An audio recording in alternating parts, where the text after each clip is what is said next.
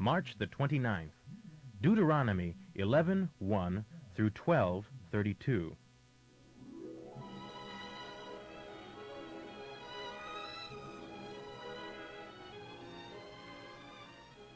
You must love the Lord your God and obey every one of his commands.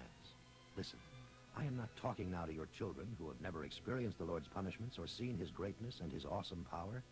They weren't there to see the miracles he did in Egypt against Pharaoh and all his land. They didn't see what God did to the armies of Egypt and to their horses and chariots, how he drowned them in the Red Sea as they were chasing you, and how the Lord has kept them powerless against you until this very day.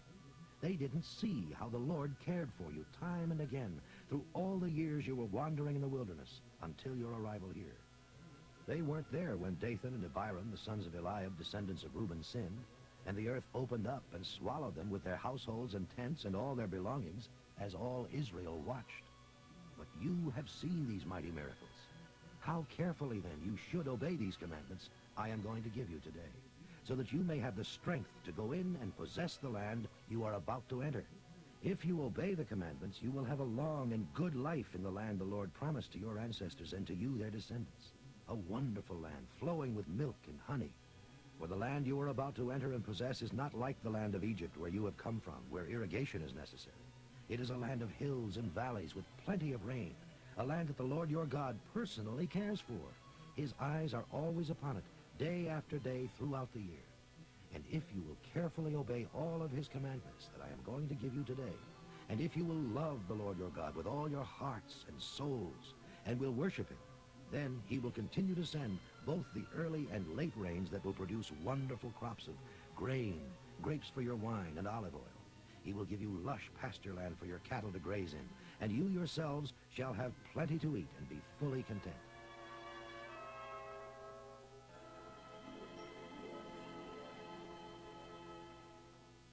But beware that your hearts do not turn from God to worship other gods. For if you do, the anger of the Lord will be hot against you, and he will shut the heavens. There will be no rain and no harvest, and you will quickly perish from the good land the Lord has given you. So keep these commandments carefully in mind. Tie them to your hand to remind you to obey them, and tie them to your forehead between your eyes. Teach them to your children. Talk about them when you are sitting at home, when you are out walking, at bedtime, and before breakfast. Write them upon the doors of your houses and upon your gates, so that as long as there is sky above the earth, you and your children will enjoy the good life awaiting you in the land the Lord has promised you.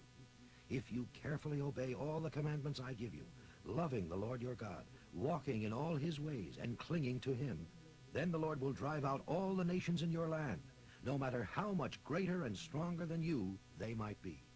Wherever you go, the land is yours. Your frontiers will stretch from the southern Negeb to Lebanon, and from the Euphrates River to the Mediterranean Sea. No one will be able to stand against you, for the Lord your God will send fear and dread ahead of you wherever you go, just as he has promised. I am giving you the choice today between God's blessing or God's curse. There will be blessing if you obey the commandments of the Lord your God, which I am giving you today, and a curse if you refuse them and worship the gods of these other nations. When the Lord your God brings you into the land to possess it, a blessing shall be proclaimed from Mount Gerizim and a curse from Mount Ebal. Gerizim and Ebal are mountains west of the Jordan River, where the Canaanites live, in the wasteland near Gilgal, where the oaks of Moreh are. For you are to cross the Jordan and live in the land the Lord is giving you, but you must obey all the laws I am giving you today. These are the laws you must obey when you arrive in the land which Jehovah, the God of your fathers, has given you forever. You must destroy all the heathen altars wherever you find them, high in the mountains, up in the hills, or under the trees. Break the altars, smash the obelisks, burn the shameful images, cut down the metal idols, and leave nothing even to remind you of them. You must not make sacrifices to your God just anywhere, as the heathen sacrifice to their gods. Rather, you must build a sanctuary for him at a place he himself will select as his home. There you shall bring to the Lord your burnt offerings and other sacrifices, your tithes, your offerings presented by the gesture of waving before the altar, your offerings to fulfill your vows, your free will offerings, and your offerings of the firstborn animals of your flocks and herds. There you and your families shall feast before the Lord your God, and shall rejoice in all he has done for you. You will no longer go your own way as you do now, everyone doing whatever he thinks is right. For these laws don't go into effect until you arrive in the place of rest the Lord will give to you. But when you cross the Jordan River and live in the promised land, and the Lord gives you rest and keeps you safe from all your enemies, then you must bring all your burnt sacrifices and other offerings to his sanctuary, the place he will choose as his home. You shall rejoice there before the Lord with your sons and daughters and servants, and remember to invite the Levites to feast with you, for they have no land of their own. You are not to sacrifice your burnt offerings just anywhere. You may only do so in the place the Lord will choose.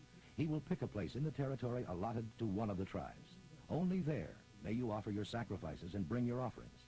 However, the meat you eat may be butchered anywhere, just as you do now with gazelle and deer.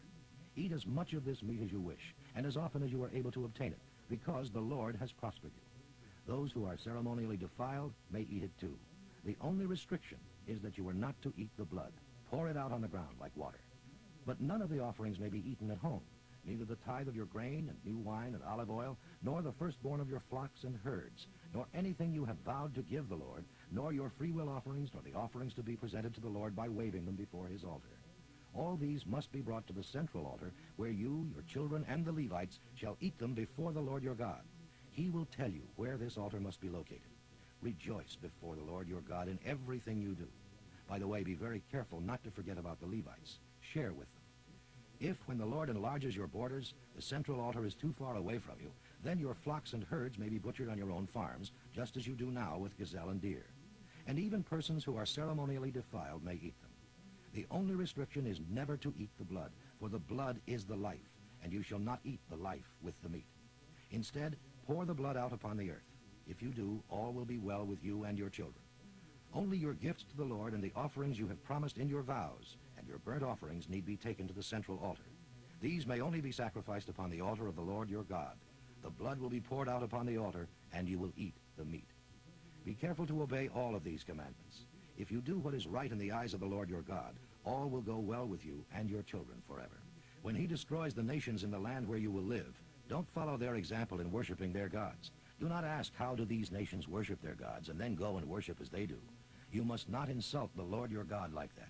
These nations have done horrible things that he hates, all in the name of their religion. They have even roasted their sons and daughters before their gods. Obey all the commandments I give you.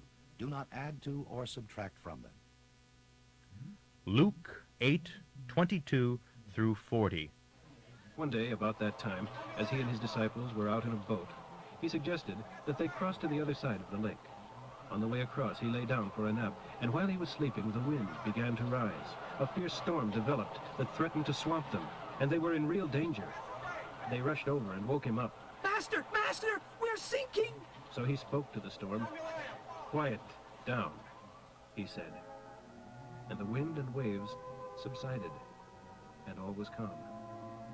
Then he asked them, "Where is your faith?" And they were filled with awe and fear of him, and said to one another, Who is this man that even the winds and waves obey him? So they arrived at the other side, in the Gerasene country across the lake from Galilee. As he was climbing out of the boat, a man from the city of Gadara came to meet him, a man who had been demon-possessed for a long time. Homeless and naked, he lived in a cemetery among the tombs. As soon as he saw Jesus, he shrieked and fell to the ground before him, screaming, "What do you want with me, Jesus, Son of God Most High? Please, I beg you, oh, don't torment me." For Jesus was already commanding the demon to leave him. This demon had often taken control of the man, so that even when shackled with chains, he simply broke them and rushed out into the desert, completely under the demon's power. "What is your name?" Jesus asked the demon. "Legion!" They replied, for the man was filled with thousands of them. They kept begging him not to order them into the bottomless pit. A herd of pigs was feeding on the mountainside nearby, and the demons pled with him to let them enter into the pigs. And Jesus said they could. So they left the man and went into the pigs, and immediately the whole herd rushed down the mountainside and fell over a cliff into the lake below, where they drowned. The herdsmen rushed away to the nearby city, spreading the news as they ran. Soon a crowd came out to see for themselves what had happened, and saw the man who had been demon-possessed sitting quietly at Jesus' feet, clothed and sane. And the whole crowd was badly frightened.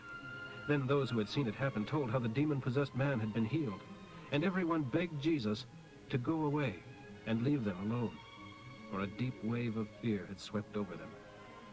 So he returned to the boat and left, crossing back to the other side of the lake. The man who had been demon-possessed begged to go too, but Jesus said, "No. Go back to your family," he told him, "and tell them what a wonderful thing God has done for you." So he went all through the city, telling everyone about Jesus' mighty miracle. On the other side of the lake, the crowds received him with open arms, for they had been waiting for him. Psalm 70, 1 through 5. Rescue me, O God. Lord, hurry to my aid. They are after my life and delight in hurting me. Confuse them, shame them, stop them. Don't let them keep on mocking me. But fill the followers of God with joy. Let those who love your salvation exclaim, "What a wonderful God he is." But I am in deep trouble. Rush to my aid, for only you can help and save me. Oh Lord, don't delay. Proverbs for today, 12:4. A worthy wife is her husband's joy and crown. The other kind corrodes his strength and tears down everything he does.